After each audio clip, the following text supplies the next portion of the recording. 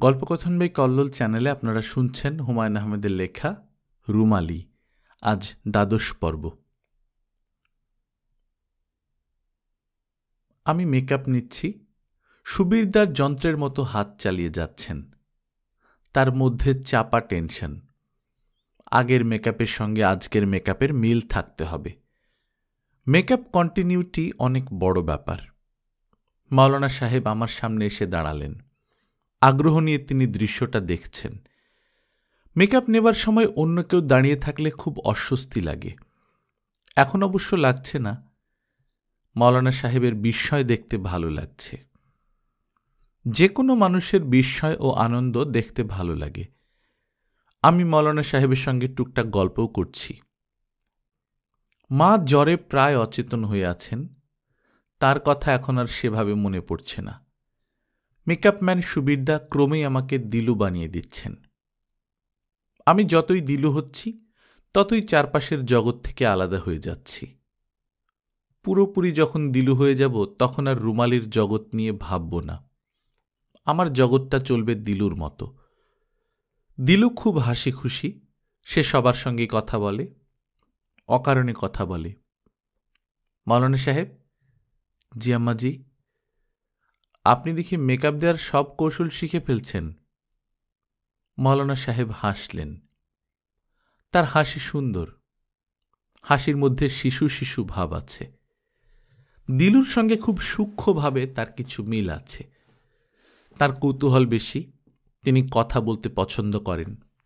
আমি বললাম, মাওলানা সাহেব, মেকআপ নেওয়া কি গুনার কাজ? গুনাহ হবে কেন? আল্লাহ যে চেহারা দিয়ে পাঠিয়েছেন সেই চেহারা বদলে ফেলা হচ্ছে, এটা গুনাহ না? আমি এত কিছু জানি না মা। আমার জ্ঞান বুদ্ধি খুবই কম। তবে মেকআপ দিয়ে চেহারা সুন্দর করা হয়, এর মধ্যে দোষের কি? আল্লাহ পাক সুন্দর পছন্দ করেন। সুন্দর পছন্দ করেন কেন? কারণ তিনি সুন্দর। তিনি সুন্দর আপনাকে কে বলল? কেউ বলে নাই, আমার অনুমান। সুবীরদা বিরক্ত মুখে বললেন, মাওলানা সাহেব, এখান থেকে যান, আমার অসুবিধা হচ্ছে। মেকআপ নিতে নিতে আর্টিস্ট যখন কথা বলে তখন চামড়ায় ভাঁজ পড়ে, সেই ভাঁজ উঠতে চায় না। মাওলানা সাহেব সঙ্গে সঙ্গে বললেন, জি আচ্ছা জনাব, যাচ্ছি। তিনি লজ্জিত মুখে চলে যাচ্ছেন। আমার মায়া লাগছে। সুবীরদা এমন কঠিন আচরণ কখনো করেন না। আজ করছেন কারণ আজ তার মন খারাপ। আমার আগে তিনি পাপিয়া ম্যাডামকে মেকআপ দিয়েছেন। ম্যাডাম তার সঙ্গে খুব খারাপ ব্যবহার করেছেন। মেকআপ শেষ হবার পর ম্যাডামের হাতে আয়না দেয়া হলো। তিনি আয়নায় কিছুক্ষণ নিজেকে দেখে বললেন, এটা কি মেকআপ দিয়েছ? আমি কি সার্কাসের সং? এই বলে তিনি থেমে থাকেননি, আয়না ছুঁড়ে ফেলেছেন। আয়নাটা ঘাসের উপর পড়েছে বলে ভাঙেনি। পাপিয়া ম্যাডাম বলেছেন, মেকআপ তুলে আবার দাও, মন বসিয়ে কাজ করো। কাজ করবে বাংলাদেশে, মন পড়ে থাকবে কলকাতায়, তা তো হবে না। সুবীরদা পাপিয়া ম্যাডামের মেকআপ তুলে আবার মেকআপ দিলেন। এর পরেও যে তিনি শান্ত ভঙ্গিতে আমার মেকআপ দিতে পারছেন তাই যথেষ্ট। সুবীরদা না হয়ে অন্য কেউ হলে পারত না। সুবীরদা, কি মা, আপনার মন খারাপের ভাবটা কি কমেছে? পাপিয়া ম্যাডামের ব্যাপারটার কথা বলছো? জি। দূর, কোনো মন খারাপ না। ছোট কাজ যারা করে তাদের এইসব অপমান গা সহা। যখন অপমানটা করে তখন কষ্ট হয়, এরপর আর কষ্ট থাকে না। এখন নেই? একটু একটু আছে। একটু একটু কেন আছে? ওই যে ম্যাডাম বললেন, কাজ করো বাংলাদেশে, মন থাকে কলকাতায়, এই জন্যে। আমাদের স্বজাতির অনেকেই ভারতে চলে গেছে, এটা যেমন ঠিক, আবার অনেকেই তো মাটি কামড়ে পড়ে আছে এখানে, এটাও ঠিক। কেউ যখন বলে তোমার মন পড়ে আছে কলকাতায়, তখন তারাই মনে করিয়ে দেয় যে বাংলাদেশটা পুরোপুরি আমার না। সুবীরদা, মানুষ রাগ করে যে কথা বলে সে কথা ধরতে নেই। মাগো, রাগের সময় মানুষের সত্য কথাগুলি বের হয়ে আসে। আপনি ঠিক বলেননি। রাগের সময় আমরা সবসময় উল্টাপাল্টা কথা বলি। মা খুব রেগে গেলে আমায় বলেন, তুই মর, তুই মরলে আমার শান্তি হয়। আপনি নিশ্চয়ই বিশ্বাস করেন না যে মা আমার মৃত্যু চান? না, বিশ্বাস করি না। তাহলে কি আপনি স্বীকার করলেন যে রাগের সময় মানুষ ভুল কথাগুলি বলে? সুবীরদা হেসে ফেলে বললেন, হ্যাঁ, স্বীকার করলাম। তোমার বুদ্ধি খুব ভালো, ধারালো বুদ্ধি। ধারালো বুদ্ধিটা কি? যে বুদ্ধি কেটে কেটে যায় সেটাই ধারালো বুদ্ধি। বুদ্ধি তাহলে অনেক প্রকার? অবশ্যই। শান্তি বুদ্ধি যেমন আছে, অশান্তি বুদ্ধিও আছে। শান্তি বুদ্ধির কেউ তোমার আশেপাশে থাকলে শান্তি শান্তি লাগবে, অশান্তি বুদ্ধির কেউ আশেপাশে থাকলে অশান্তি লাগবে। আমার কোন ধরনের বুদ্ধি? ওই যে বললাম, ধারালো বুদ্ধি। শান্তি বুদ্ধি না অশান্তি বুদ্ধি? অশান্তি বুদ্ধি। আমি হেসে ফেললাম। সুবীরদাও হাসছেন। কি আশ্চর্য ব্যাপার, আমি কত সহজভাবে হাসছি, গল্প করছি, অথচ আমার মা জ্বরে ছটফট করছেন। এতক্ষণে তার কথা একবারও মনে পড়েনি। আমি দিলু হয়ে যেতে শুরু করেছি। মেকআপ শেষ হবার পর দিলুর পোশাকটা পরব, দিলু হবার দিকে আরেকটু এগুব। সোহরাব চাচা গম্ভীর মুখে আমার দিকে আসছেন। তিনি একের সঙ্গে গম্ভীর এবং বিরক্ত, অথচ তারই এখন সবচেয়ে হাসি খুশি থাকার কথা। লোকজন সব চলে এসেছে, ডিরেক্টর সাহেব সুস্থ, পুরোপুরি শুটিং শুরু হতে যাচ্ছে। জেনারেটরের অভাবে রাতের কাজ আগে কিছু হয়নি। জেনারেটর চলে এসেছে, এখন রাতেও কাজ হবে। শুটিং বন্ধ থাকায় যে ক্ষতি হয়েছে সেই ক্ষতি পুষিয়ে নেওয়া যাবে। রুমালি? জি চাচা। স্যার তোমাকে ডাকছেন। জি আচ্ছা। তোমার মার যে এত জ্বর সেটা তো তুমি আমাকে বলনি, অসুখ বিসুখ হলে জানাবে না? আপনি এত ব্যস্ত, আপনাকে বিরক্ত করতে ইচ্ছা করছিল না। এটা তো বিরক্ত হবার কিছু না, অসুখ বিসুখ হলে চিকিৎসার ব্যবস্থা করতে হবে। যাই হোক, আমি সব ব্যবস্থা করেছি, ডাক্তার চলে আসবেন। জালালের মাকে বলে এসেছি মাথায় পানি ঢালতে। থ্যাংক ইউ চাচা। স্যার কি বলে শুনে মার কাছে গিয়ে বসো, সব রেডি হলে আমি তোমাকে ডেকে নিয়ে যাব। সোহরাব চাচা চলে যাচ্ছিলেন। আমি ডাকলাম, চাচা একটা কথা শুনে যান। তিনি থমকে দাঁড়ালেন। আমি বললাম, আজ আপনি আমার সঙ্গে এমন রেগে রেগে কথা বলছেন কেন? প্লিজ রেগে থাকবেন না, আপনি রেগে থাকলে আমার অভিনয় খারাপ হবে। সোহরাব চাচা আমাকে চমকে দিয়ে বললেন, তোমার অভিনয় খারাপ হবে না। আমার দেখা শ্রেষ্ঠ অভিনেত্রীদের মধ্যে তুমি একজন, যে কোনো অবস্থায় তোমার অভিনয় ভালো হবে। সুবীরদা একটা ভেজা কাপড় আমার মুখের উপর দিয়ে দিলেন। আমি চোখ বন্ধ করে পড়ে আছি। আমি শ্রেষ্ঠ অভিনেত্রীদের একজন, সোহরাব চাচা এই কথা কেন বললেন তা বের করার চেষ্টা করছি। তিনি কি কিছু জানেন, না কিছু অনুমান করেছেন? ডিরেক্টর সাহেবকে আজ সুন্দর লাগছে। মনে হচ্ছে তার বয়স 10 বছর কমে গেছে। ধবধবে সাদা প্যান্টের উপর লাল নীল স্ট্রাইপ দেয়া হাফ শার্ট পরেছেন। আজ কি তিনি চুল অন্যরকম করে আঁচড়েছেন? তাকে একটু যেন অচেনা লাগছে। তার চোখে কালো ফ্রেমের চশমা। এই ভদ্রলোকের চশমা প্রীতি আছে, তার অনেকগুলি চশমা। তিনি এক এক সময় এক এক চশমা পরেন। তিনি আমাকে দেখে হাসি মুখে বললেন, কি খবর তোমার? ঝড় বৃষ্টির রাতে স্কুল ঘরের কথা কি তার কিছু মনে নেই? আমি তার মতোই সহজ ও স্বাভাবিক হতে চেষ্টা করছি, পারছি না। আমার হাত পা ভারী হয়ে আসছে, গলার স্বর বসে যাচ্ছে। সোহরাব চাচার কথা মতে আমি যদি শ্রেষ্ঠ অভিনেত্রী হয়েও থাকি, এই মানুষটার সামনে সহজ হবার সাধারণ অভিনয় করতে পারছি না। কিংবা কে জানে, সহজ হবার অভিনয়ই হয়তো সবচেয়ে কঠিন। তোমাকে একটা জরুরি কথা বলার জন্য ডেকেছি। বলুন। বসো, জরুরি কথাটা এমন না যে দাঁড়িয়ে দাঁড়িয়ে শুনতে হবে। আমি বসলাম। তিনি চেয়ার টেনে আমার সামনে বসলেন। হাসি মুখে বললেন, আচ্ছা ঠিক আছে, জরুরি কথার আগে জরুরি না এমন একটা জিনিস দেখো। আমার হাতে এটা কি? নাও, হাতে নিয়ে দেখো। এটা হচ্ছে একটা বুনো ফল। ফলটার নাম মন ফল, ইংরেজি করলে হবে মাইন্ড ফ্রুট। মন ফল? হ্যাঁ, মন ফল। পাহাড়ি অঞ্চলে গাছে হয়, কাঁটায় ভর্তি গাছ। ঢল যখন নামে তখন পানিতে ভেসে আসে। কাগজি লেবুর সাইজের ফলটা আমি হাতে নিলাম। পচা টাইপ গন্ধ আসছে, বুনো ফলের বুনো গন্ধ। বললাম, ফলটার বিশেষত্ব কি? কাঁচা অবস্থায় ফলটা বিষাক্ত, যখন পাকে তখন অল্প বয়সী মেয়েরা ফলটা খুব আগ্রহ করে খায়। তখন তাদের মন নাকি অন্যরকম হয়ে যায়, এই জন্যই ফলটার নাম মন ফল, মাইন্ড ফ্রুট। মেয়েরা এই ফল লুকিয়ে চুরিয়ে খায়। শুধু মেয়েরাই খায়, ছেলেরা খায় না? শুনেছি ছেলেরা খায় না, তাদের উপর ফলের তেমন প্রভাবও নেই। ফলটা অবিবাহিত কুমারী মেয়েদেরই প্রিয়। তোমার কাছে ব্যাপারটা অদ্ভুত লাগছে না? জি, লাগছে।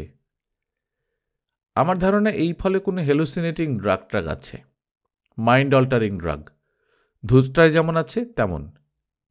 ঠিক করেছি এই ফলের কার্যকারিতা আমি পরীক্ষা করে দেখব। খাবেন? হ্যাঁ, খাবো। আপনি তো বললেন ছেলেদের উপর কোনো প্রভাব পড়ে না। এই জন্যই বেশি করে খাবো। আমি গোটা চারেক ফল জোগাড় করতে বলেছি, সহজে পাওয়া যায় না। এই ফলটা কি পাকা?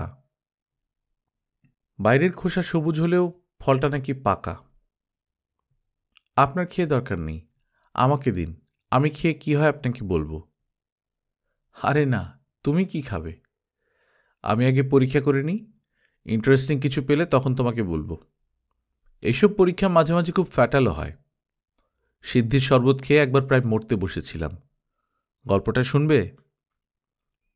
আমি গল্পটা শুনতে চাচ্ছি না, কারণ আমি দ্রুত দিলু হয়ে যাচ্ছি। দিলু অন্যের গল্প শুনতে তেমন আগ্রহী না, সে নিজের গল্প করতে চায়। আমার অনেক গল্প আছে যা আমি ওনাকে শোনাতে চাই। মুখে সাবানের ফেনা দিয়ে ফুঁ দিয়ে খুব সুন্দর বাবল বানাতে পারি আমি। দূর থেকে দেখলে মনে হবে মুখ থেকে একের পর এক বেলুন বের হচ্ছে। কিন্তু উনি নিজেই এখন গল্প করবেন। সিগারেট ধরালেন। সিগারেট ধরানো মানে লম্বা গল্পের প্রস্তুতি। সে এক মজার গল্প। না, মজার না, টেনশনের গল্প। এখনো মনে পড়লে গায়ে কাঁটা দেয়। এই দেখো, গায়ে কাঁটা দিচ্ছে। তিনি হাত এগিয়ে দিলেন। হাতের লোম সত্যি খাড়া হয়ে আছে। আমি হাসলাম। তিনি গল্প শুরু করলেন। খুব আগ্রহ করে যে গল্পই বলা হোক শুনতে ভালো লাগে। অসাধারণ গল্প অনাগ্রহের সঙ্গে বললে শুনতে ভালো লাগে না। ডিরেক্টর সাহেব সব গল্পই খুব আগ্রহের সঙ্গে করেন। তবে আমার সমস্যা হচ্ছে আমি ওনার কোনো গল্পই মন দিয়ে শুনতে পারি না। গল্পের মাঝামাঝি জায়গায় সব কেমন এলোমেলো হয়ে যায়। মনে হয় তিনি অনেক দূর থেকে কথা বলছেন। তার চেহারা অস্পষ্ট হয়ে আসে। কেন এরকম হয়? রুমালি, শোনো, সিদ্ধির শরবতের ব্যাপারটা তোমাকে বলি। শাক্ত হিন্দুরা কালী পূজার রাতে এই শরবত তৈরি করে। মহাদেব শিব নাকি তার সঙ্গী নন্দী ভৃঙ্গিকে নিয়ে এই শরবত খেতেন, তাই শিবের অনুসারীরাও পূজার অঙ্গ হিসেবে এটা খায়। পেস্তা বাদাম পিষে দুধ চিনি মিশিয়ে এই শরবত তৈরি করা হয়। ঘটিতে করে বরফ কুচি মিশিয়ে পরিবেশন করে। খেতে অতি সুস্বাদু। তবে শরবতের আসল ইনগ্রেডিয়েন্ট ধুতরো পাতার রস। ধুতরো পাতা কচলে সেই রস শরবতে মিশিয়ে দেয়া হয়। ফল ভয়াবহ। ধুতরো পাতার রসে আছে পাওয়ারফুল মাইন্ড অল্টারিং হ্যালুসিনেটিং ড্রাগ। যে খায় কিছুক্ষণের মধ্যেই তার জগৎটা যায় পাল্টে। সে ভয়ঙ্কর ভয়ঙ্কর সব জিনিস দেখতে থাকে। কিরকম ভয়ঙ্কর? নির্ভর করে শরবতটা যে খেয়েছে তার মানসিকতার উপর। কেউ ভূতপ্রেত দেখে, কেউ দেখে তার আত্মার শরীর থেকে বের হয়ে আকাশে উড়ে যাচ্ছে। আপনি কি দেখেছিলেন? আমি দেখলাম আমার হাত দুটা লম্বা হতে শুরু করেছে। হাতটা যেন রাবারের, কেউ টানছে আর লম্বা হচ্ছে। গল্পে জিনের কথা পড়ো না? জিন খেতে বসেছে, কাগজি লেবু দরকার, লম্বা হাত বাড়িয়ে বাড়ির উঠোনের কোণা থেকে কাগজি লেবু গাছ থেকে লেবু ছিঁড়ে নিয়ে এলো, সেই রকম। অদ্ভুত তো। অদ্ভুত তো বটেই। সিদ্ধির শরবত খাবার পরেই গাছগাছড়ার ব্যাপারে আমার খুব কৌতূহল হয়। এই বিষয়ে পড়াশোনা শুরু করি। বোটানির ছাত্র না হয়েও গাছগাছার সম্পর্কে আমি অনেক জানি। প্রমাণ দেব? না, প্রমাণ দিতে হবে না। প্রমাণ কেন দেবেন? আপনি যা বলবেন আমি তাই বিশ্বাস করব। যে যা বলে তুমি কি তাই বিশ্বাস করো? না। সিদ্ধির শরবতের গল্পটা মনে হয় তোমার ভালো লাগেনি। আপনার এরকম কেন মনে হচ্ছে? যাদেরকে আমি সিদ্ধির শরবত খাবার গল্পটা বলেছি তারাই গল্পের এক পর্যায়ে বলেছে, আমি একটু খেয়ে দেখতে চাই, কোথায় পাওয়া যায়? তুমি কিছু বলনি। আপনি কি একই গল্প সবাইকে করেন? আমি একা কেন, সবাই তো তাই করে। সব মানুষেরই তার নিজের কিছু গল্প থাকে, এই গল্পগুলি সে সবাইকে করে। ও আচ্ছা, দেখি তোমার জ্ঞান। বলো তো কত রকমের শাক আমাদের দেশে পাওয়া যায়? জানি না। অবশ্যই জানো, অন্তত কিছু কিছু তো জানোই। পুঁই শাক, লাল শাক, কলমি শাক, পালং শাক। এর বাইরে কি জানো? এর বাইরে কিছু জানি না। আচ্ছা দাঁড়াও, তোমাকে কিছু শাকের নাম শুনিয়ে দিই। সরিষা শাক, জয়ন্তী শাক, গুলঞ্চ শাক, হিঞ্চ শাক, ঘেঁটু শাক, শুষ্নি শাক, কালকাসুন্দের শাক, বেতো শাক, লাউ শাক, সেভেঞ্জে শাক। এদের মধ্যে একটা শাক আছে যা খেলে পাগল ভালো হয়, মনোবিকারগ্রস্তদের বিকার কমে। শাকটার নাম হলো শুষ্নি শাক। বোটানিক্যাল নাম হলো মার্সেলিয়া কোয়াড্রোফোলিয়া। ইন্টারেস্টিং লাগছে না? লাগছে। Very good. আচ্ছা এখন যাও, আমাদের ক্যামেরা ওপেন করার সময় হয়ে এসেছে।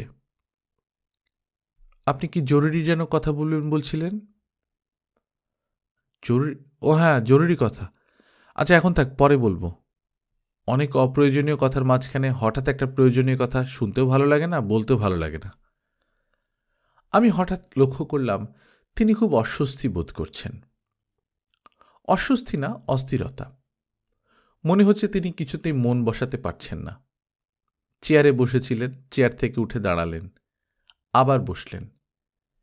ড্রয়ার খুলে সোনালি ফ্রেমের চশমা বের করে পড়লেন। আয়নায় নিজেকে দেখলেন। এই চশমাটা তার পছন্দ হলো না। তিনি ড্রয়ার হাতড়াচ্ছেন, ড্রয়ারের জিনিসপত্র নামাচ্ছেন। আমার দিকে না তাকেই বললেন, রুমালি, তোমার সঙ্গে কি নীরার কথা হয়েছে? জি হয়েছে। কি ধরনের কথা? সাধারণ কথা। সাধারণ কথার ফাঁকে সে কি বলেনি আমি অসুস্থ? বলেছেন। কি ধরনের অসুস্থ তা বলেনি? জি না। তুমি জানতে চাওনি? না। তোমার কাছে কি আমাকে অসুস্থ মনে হচ্ছে? জি না। অনেক অসুখ আছে বাইরে থেকে বোঝা যায় না। আমি আসলে অসুস্থ। তিনি আবার আগের জায়গায় এসে বসেছেন। এখন তাকে শান্ত মনে হচ্ছে। অস্থিরতা কেটে গেছে। তিনি চেয়ারে হেলান দিয়ে একটু ক্লান্ত গলায় বললেন, নীরাজ যুক্তিতর্ক খুব ভালো পারে। সে তার যুক্তি দিয়ে নিমেষের মধ্যে প্রমাণ করে দিতে পারে যে আমি সুস্থ, আবার প্রমাণ করতে পারে আমি অসুস্থ। ও অনেকটা গার্গীর মতো। গার্গীকে? প্রাচীন ভারতের এক মেয়ে। যাজ্ঞবল্ক্য নামে এক মহাজ্ঞানী পণ্ডিতকে যুক্তিতে হারিয়ে সে লেজে গোবরে করে দিয়েছিল। তর্কে হেরে ভূত হয়ে যাজ্ঞবল্ক্য শেষ পর্যন্ত বললেন, গার্গী, তুমি প্রশ্নের সীমা ছাড়িয়ে যাচ্ছ। তুমি যদি না থামো তাহলে তোমার মাথা খসে পড়বে। পৌরাণিক গল্প। আমার ইচ্ছা করছিল বলি, তর্কে হেরে আপনিও কি যাজ্ঞবল্ক্যের মতো বলেন, তুমি সীমা ছাড়িয়ে যাচ্ছ, থামো নয়তো তোমার মাথা খসে পড়বে। তা বললাম না। কুণ্ঠিত গলায় জানতে চাইলাম, আজ আমার কোন অংশটা হবে? সবাইকেই তো সবারটা বলেছি, তোমাকে বলা হয়নি? জি না। আচ্ছা পরে বলবো। পরে কেন, এখন বলুন, আমি নিজের মনে একটু ভাবব। তিনি চিন্তিত মুখে আরেকটা সিগারেট হাতে নিলেন। অন্য মনস্ক ভঙ্গিতে সিগারেটে আগুন ধরালেন। সিগারেটে টান দিয়ে খুব কাশতে লাগলেন। জীবনের প্রথম সিগারেটে টান দিলে মানুষ যেভাবে কাশে সেইভাবে কাশছেন। মনে হচ্ছে তার জগৎটা আবারও এলোমেলো হয়ে গেছে। তিনি এরকম করছেন কেন? দিলুর যে অংশটা আজ শ্যুট করা হবে সেটা হচ্ছে সিকোয়েন্স 132। দিলুর একটা কাল্পনিক বান্ধবী আছে, তার নাম ত্রিনা। দিলু যখন কোনো ব্যাপারে খুব আপসেট হয় তখন সে কোনো একটা নির্জন জায়গায় চলে যায়, তার কল্পনার বান্ধবীর সঙ্গে কথা বলে, ওই অংশটা। কল্পনার বান্ধবী কি সত্যি সত্যি দেখানো হবে? না না, দেখানো হবে না। দিলুর এই কাল্পনিক বান্ধবী কখনো দিনে আসে না, আসে রাতে। কাজেই আমি কি করব শোনো, দিলুকে রাতে আধো আলো আধো অন্ধকারে বসিয়ে দেব। লাইট সোর্স এমন রাখা হবে যেন দেয়ালে দিলুর দুটো ছায়া পড়ে। দিলু তার একটা ছায়ার সঙ্গে কথা বলবে। দিলু এবং তার দুটো ছায়াকে নিয়ে 3 শটে শ্যুট করা হবে। 3 শট থেকে 2 শট। দিলু এবং দিলুর একটা ছায়া, 2 শট থেকে সিঙ্গেল শট, ক্লোজ আপ। দিলুর ক্লোজ আপ, ছায়ার ক্লোজ আপ। বাহ, সুন্দর তো। সুন্দর তো বটেই। মানুষ এবং তার ছায়া নিয়ে বানানো 2 শট কনসেপ্ট হিসেবে ইন্টারেস্টিং। আচ্ছা, তুমি এখন যাও। আপনার কি শরীর খারাপ? না, শরীর খারাপ না, আমি জাস্ট ফাইন। আমি তার ঘর থেকে বের হয়ে এলাম। বাইরেই সোহরাব চাচা। দেখে মনে হলো তিনি আমার জন্য অপেক্ষা করছেন। তার মুখ আগের মতোই বিরক্ত ও বিষণ্ণ। মনে হচ্ছে তিনি রেগেও আছেন। কার উপর? আমার উপর। সোহরাব চাচা আমার সঙ্গে সঙ্গে আসছেন। বললাম, চাচা আপনি কি কিছু বলবেন আমাকে? হ্যাঁ বলবো। স্যারের সঙ্গে তোমার কথা হয়েছে? হ্যাঁ। কি কথা হয়েছে? শাক নিয়ে কথা হয়েছে। বাংলাদেশে কত রকম শাক পাওয়া যায় এইসব। আর কোনো কথা হয়নি? না।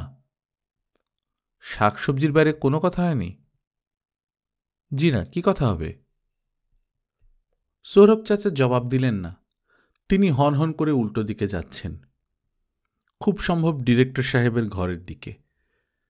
কোনো সমস্যা কি হয়েছে? আমাকে নিয়ে কোনো সমস্যা? হোক সমস্যা। আমি মার ঘরের দিকে রওনা দিলাম। আশ্চর্য, মার ঘরে ঢুকতে ইচ্ছে করছে না। আমি বাইরে দাঁড়িয়ে আছি। ডাকবাংলোর সামনে একটা জিপ গাড়ি এসে থেমেছে। জিপ থেকে বেশ কিছু অচেনা মানুষজন নামছে। এদের মধ্যে একটি মেয়ে আমার বয়সী, খুব মিষ্টি চেহারা, মাথা ভর্তি কোঁকড়ানো চুল। মেয়েটি অভিভূতের মতো চারদিকে তাকাচ্ছে। একবার তাকালো আমার দিকে, আমি হাসলাম। এত দূর থেকে সে নিশ্চয়ই আমার হাসি দেখতে পাচ্ছে না। দেখতে পেলে তার ভালো লাগত। সে দ্বিতীয়বার আমার দিকে তাকাতেই আমি হাত নাড়লাম। দিলু হলে তাই করত। মেয়েটি এখন অবাক হয়ে আমাকে দেখছে। সোহরাব চাচা ওদের দিকে এগিয়ে যাচ্ছেন। জিপের ড্রাইভার বড় বড় সুটকেস টেনে নামাচ্ছে। এরা মনে হয় আমাদের সঙ্গে থাকবে। পাপিয়া ম্যাডামের মেয়েটা উঠোনে একা একা হাঁটছে। এর সঙ্গে এখন আমার কথা হয়নি। আজ কোনো এক ফাঁকে তার সঙ্গে ভাব করব। এ কি, মেয়েটা বিড়বিড় করে কথা বলছে নাকি? কার সঙ্গে কথা বলছে? কল্পনার কোনো বান্ধবী? দিলুর মতো তারও কি কোনো ইমাজিনারি ফ্রেন্ড আছে? আমি মার ঘরে ঢুকলাম। ঘরে মা একা। তার মাথায় পানি দেয়া হয়েছে, চুল ভেজা, চাদর গায়ে অসহায় ভঙ্গিতে শুয়ে আছেন। আমি ঘরে ঢুকতেই চোখ মেললেন। তার চোখ টকটকে লাল। তিনি আগ্রহ নিয়ে বললেন, বকু, একটা গাড়ি এসে থেমেছে না, শব্দ শুনলাম। আমি বললাম, হ্যাঁ। কে এসেছে, তোর বাবা? বাবা আসবে কীভাবে? বাবার কি আসার কথা? সৌরভ ভাইকে তো বলেছি ওনাকে খবর দিতে। উনি খবর পাঠালেও বাবার আসতে আসতে 2-3 দিন সময় লাগবে। 2-3 দিন কেন লাগবে? ঢাকা থেকে এখানে আসতে 5-6 ঘন্টা লাগে। পাগলের মতো কথা বলছিস কেন? মা, তোমার জ্বর তো মনে হচ্ছে খুবই বেশি। তুমি তো কথাই বলতে পারছো না, কথা জড়িয়ে যাচ্ছে। আমি মার কপালে হাত রেখে চমকে উঠলাম। জ্বর আসলেই বেশি। পানি ঢেলে কোনো লাভ হয়নি। জ্বর কমেনি। মার শ্বাস নিতেও কষ্ট হচ্ছে। কেমন টেনে টেনে শ্বাস নিচ্ছেন। জিপে করে কে এসেছে বকুল? জানি না মা। জিপের শব্দ শুনে মনে হলো তোর বাবা এসেছে। একবার তো বলেছি মা, বাবা আসেনি। তোর বাবা এলে থাকবে কোথায়? এই ঘরেই থাকবে, আর কোথায় থাকবে? আরে না, তা কি করে হয়? তোর বাবার সঙ্গে আমি কি আর এক ঘরে থাকতে পারি? তুই আর তোর বাবা এখানে থাকিস, আমি অন্য কোথাও চলে যাব। বাবা এসে কোথায় থাকবে সেটা নিয়ে তোমাকে এখন মাথা গরম করতে হবে না। বাবা আসুক, তারপর দেখা যাবে। আমার মেকআপ কেমন হয়েছে মা? মা আমার দিকে না তাকিয়েই অনাগ্রহের সুরে বলল, ভালো। তুমি কি ভাবছ? কিছু ভাবছি না। আচ্ছা শোন, তোর বাবা আবার সঙ্গে করে ওই ধুমসি মাগিটাকে আনবে না তো? আনতেও পারে। মা শোনো, এই ধুমসি মাগি টাইপ কথা বলো না তো, শুনতে খারাপ লাগে। ধুমসি মাগিকে কি বলবো, শুকনো মাগি বলবো? আচ্ছা ঠিক আছে, যা বলতে ইচ্ছে করে বলো। মা শক্ত করে আমার হাত চেপে ধরে আছেন, যেন হাত ছেড়ে দিলে আমি কোথাও চলে যাব, আমাকে আটকে রাখতে হবে। মা, তোমার কি খুব বেশি খারাপ লাগছে? পানি খাবে? খাবো। আমি মাকে পানি এনে দিলাম। মা খেতে পারলেন না, একটু মুখে দিয়েই রেখে দিলেন।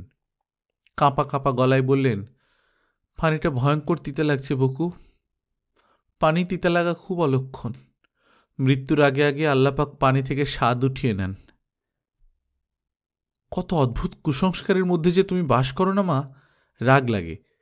জ্বর জারি হলে পানি তিতা লাগে। পানি কেন, সব খাবারই তিতা লাগে।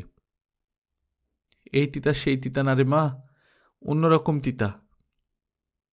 মা চুপ করো তো, তোমার কথাবার্তা অসহ্য লাগছে। সামান্য জ্বর হয়েছে আর তুমি কি শুরু করেছ? মা অনেক কষ্টে পাশ ফিরলেন, একটা হাত আমার কোলে দিলেন। মাকে দেখে আমার এখন ভয়ঙ্কর মায়া লাগছে। ইচ্ছে করছে আমিও মার সঙ্গে চাদরের নিচে চলে যাই, মাকে জড়িয়ে ধরে শুয়ে থাকি। দিলু তো তাই করবে, সে মাকে এই অবস্থায় ফেলে কোথাও যাবে না। বকু। কি মা? তোর বাবার একটা খুব ভালো গুণ কি জানিস? অসুখে বিসুখে সে খুব সেবা করতে পারে। আমাদের একটা কাজের ছেলে ছিল, রুসমত নাম। তার একবার টাইফয়েড হলো, উঠতে বসতে পারে না, নড়তে চড়তে পারে না, এমন অবস্থা। তোর বাবা তাকে মুখে তুলে ভাত খাইয়ে দিত। সেই ছেলে এমন হারামজাদা, তোর বাবার পকেট থেকে একদিন মানিব্যাগ নিয়ে পালিয়ে গেল। তোমার কথা বলতে কষ্ট হচ্ছে মা, তুমি চুপ করে শুয়ে থাকো। আমার কোনো অসুখ বিসুখে তোর বাবা খুবই অস্থির হয়ে পড়ত, অফিস কামাই দিয়ে ঘরে বসে থাকত। ভালো, বাবার পত্নী প্রেমের কথা শুনে আমি মুগ্ধ। আমি মাঝে মাঝে অসুখের ভান করতাম। অসুখ বিসুখ কিচ্ছু না। সকালবেলা তোর বাবার অফিস যাবার সময় শুয়ে পড়ে উহা করতাম। এসব ন্যাকামির কথা শুনতে আমার একটু ভালো লাগছে না মা, চুপ করো। আচ্ছা যা, চুপ করলাম। তুমি চোখ বন্ধ করে শুয়ে থাকো মা, আমি সৌরভ চাচাকে ডাক্তারের কথাটা মনে করিয়ে দিয়ে আসি। মার ঘর থেকে বের হয়ে দেখি সৌরভ চাচা ডাক্তার নিয়ে এদিকেই আসছেন। অল্প বয়সী একজন ডাক্তার, দেখে মনে হয় কলেজের সেকেন্ড ইয়ারে পড়ে। সৌরভ চাচা বললেন, রুমালি, তুমি আমার ঘরে গিয়ে একটু বসো, তোমার সঙ্গে কথা আছে। আমি ডাক্তারকে রোগী দেখিয়ে আসি। রোগী দেখার সময় আমি সঙ্গে থাকি? তোমার সঙ্গে থাকার কিছু দরকার নেই, আমি তোমাকে যা করতে বলেছি করো।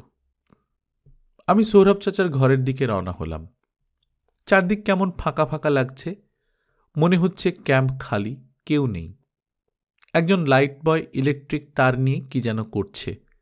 তাকে বললাম, লোকজন সব কোথায়? সে বলল, শুটিং স্পটে চলে গেছে আপা। কখন গেছে? 10-15 মিনিট আগে।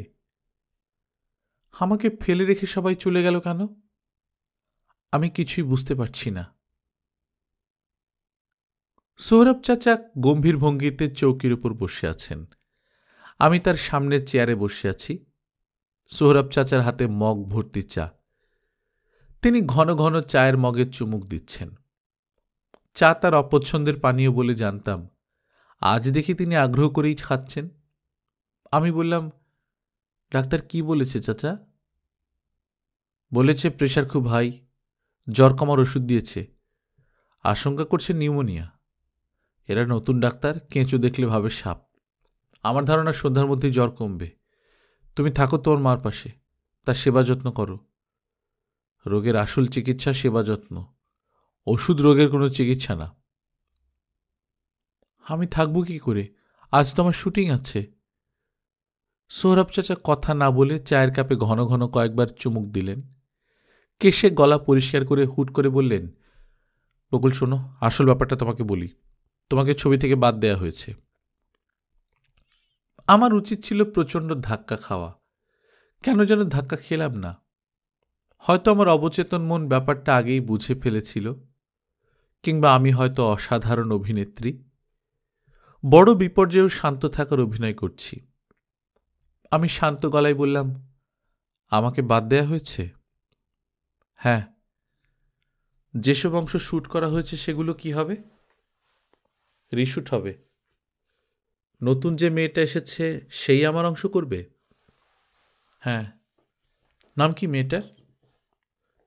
তিথিকণা। ও, তুমি বাদ পড়লে কেন জানতে চাও না? জি না, বাদ পড়েছি এটাই বড় কথা, কেন বাদ পড়েছি এটা বড় কথা না। সৌরভ চাচা চায়ের মগ নামিয়ে রেখে ক্লান্ত গলায় বললেন, নীরা ম্যাডাম তোমাকে বাদ দেবার কথা বলে দিয়ে গেছেন। তার কথার বাইরে যাবার সাধ্য স্যারের নেই। নীরা ম্যাডাম এই ছবির প্রযোজক। বুঝতে পারছি। ডিরেক্টর সাহেব যে জরুরি কথাটা বলতে চাচ্ছিলেন সেটা কি এটাই যে আমি বাদ পড়েছি?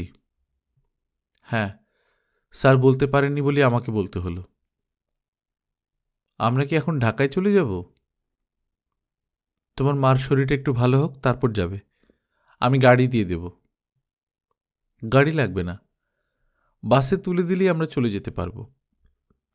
চাচা শুনুন, আমি যে বাদ পড়েছি এটা এখন মাকে শোনানোর দরকার নেই। মাকে বললেই হবে যে আমার অংশ শেষ। অসুস্থ অবস্থায় যদি মা শোনেন আমি বাদ পড়েছি, খুব কষ্ট পাবেন। ঠিক আছে, তাকে কিছু বলার দরকার নেই। সবাইকে বলে দেব তাকে কিছু না জানাতে। এই যে আমি বাদ পড়েছি এটা সবাই জানে? হ্যাঁ, জানে। কি কারণে বাদ পড়েছি এটা জানে? স্যার বলেছেন তুমি অভিনয় খুব ভালো করলেও চরিত্রটার গেটআপের সঙ্গে তোমার গেটআপ মিশছে না। দিলু খুব হাসি খুশি লাইভলি একটা মেয়ে, আর তুমি হলে বিষণ্ণ প্রকৃতির। ঠিকই বলেছেন। বকুল শোনো, পরে তোমাকে সুযোগ দেয়া হবে, তুমি মন খারাপ করো না। বাদ পড়েছি বলে মন খারাপ করছি না, তবে আমি মন খারাপ করছি সম্পূর্ণ অন্য কারণে। অন্য কারণটা কি? আগে আপনি কথায় কথায় আমাকে মা ডাকতেন, বাদ পড়ার পর একবারও মা ডাকেননি। তার মানে হচ্ছে আগে যে আপনি মা ডাকতেন, ভালোবেসে ডাকতেন না, হিসেব নিকেশ করে ডাকতেন। সৌরভ চাচা চুপ করে আছেন। আমি সহজ গলায় বললাম, চাচা শুনুন, আমি শুটিং স্পটে যাব, কাউকে বিরক্ত করব না, দূর থেকে শুটিং দেখব। এখন মার কাছে গিয়ে বসে থাকলেই মা সন্দেহ করবেন। ঠিক আছে, যাও, শুটিং স্পটে যাও, তবে বাদ পড়া নিয়ে স্যারের সঙ্গে কথা বলবে না, স্যারের কনসেন্ট্রেশন নষ্ট হবে। আপনি মোটেই চিন্তিত হবেন না চাচা, আমি কাউকেই বিরক্ত করব না। আমি অত্যন্ত লক্ষ্মী টাইপ মেয়ে এবং ভালো অভিনেত্রী। আমি উঠে দাঁড়ালাম। দিলু সেজে থাকলেও আমি এখন আর দিলু না, আমি রুমালি। শুটিং স্পটে চলে যাব, রুমালি হয়ে চুপচাপ বসে থাকব, শুটিং দেখব। ক্যামেরাম্যান বলবেন অল লাইটস, সব বাতি জ্বলে উঠবে, খুলে যাবে অন্য ভুবনের দরজা, যে ভুবনে আমার জায়গা নেই। শুটিং স্পটে যাবার আগে মেকআপ তুলে ফেলব, না যেভাবে আছে সেভাবেই যাব? বুঝতে পারছি না। মেকআপ নিয়ে যাওয়াটা ঠিক হবে না। মুখে মেকআপ থাকলে মনে হবে আমি সাইনবোর্ড লাগিয়ে বসে আছি, সবাইকে বলতে চেষ্টা করছি তোমরা আমার দিকে তাকিয়ে দেখো, আমি তৈরি হয়ে এসেছিলাম, তারপর ওরা আমাকে বাদ দিল। তার কোনো দরকার নেই। আমি এখন মার কাছে যাব, মাকে বলবো শুটিংয়ে যাচ্ছি, দোয়া করো মা। এই বলে বিদায় নিয়ে নিচে এসে মেকআপ তুলব, তারপর এক কোনায় চুপচাপ বসে শুটিং দেখব। শুটিংয়ের ফাঁকে ফাঁকে আশেপাশের মানুষের সঙ্গে টুকটাক করে গল্প করব, হাসব, পাপিয়া ম্যাডামের গম্ভীর মেয়েটার সঙ্গে ভাব করার চেষ্টা করব। মা জেগেই ছিলেন, আমাকে দেখে বললেন, এখনো যাসনি? আমি বললাম, না। ডাক্তার কি বলল? মা উৎসাহের সঙ্গে বললেন, ডাক্তার ছেলেটাকে দেখেছিস? কিরকম রাজপুত্রের মতো চেহারা, অসম্ভব ভদ্র, এখনো বিয়ে করেনি। এর মধ্যে সব জিজ্ঞেস করে ফেলেছ? জিজ্ঞেস করতে অসুবিধে কি? ছেলেটার বাড়ি কোথায় বলতো? সুন্দরবন। সুন্দরবন কেন হবে? দেশের বাড়ি নেত্রকোনা। কিরকম যোগাযোগ লক্ষ্য করেছিস? তোর বাবার দেশের বাড়িও নেত্রকোনা। মার দিকে তাকিয়ে আছি আমি। এ তো পাগলের প্রলাপ। মা আনন্দিত গলায় বললেন, ছেলেটার ভালো নাম শাহিদুর রহমান, ডাকনাম মিঠু। সে তোমাকে ডাকনামও বলে ফেলল? নিজে থেকে তো বলেনি, জিজ্ঞেস করেছি বলেই বলেছে। তোকে সে দেখেছে, একদিন শুটিংয়ের সময় ছিল। পছন্দ করেছে আমাকে? তোকে অপছন্দ করবে কে? তোকে যেই দেখবে তারই মাথা ঘুরে যাবে। মা শোনো, তুমি মিঠু বাবাজিকে বিয়ের প্রস্তাব দিয়ে বসনি তো? বাবাজি বলছিস কেন? এইসব আবার কিরকম ঢং? মিঠু বলেছে আমাদেরকে নিয়ে এখান থেকে 11 কিলোমিটার দূরে একটা পাহাড় দেখতে যাবে। পাহাড় ভর্তি সুন্দর সুন্দর পাথর। মিঠুর ধারণা দামি পাথর।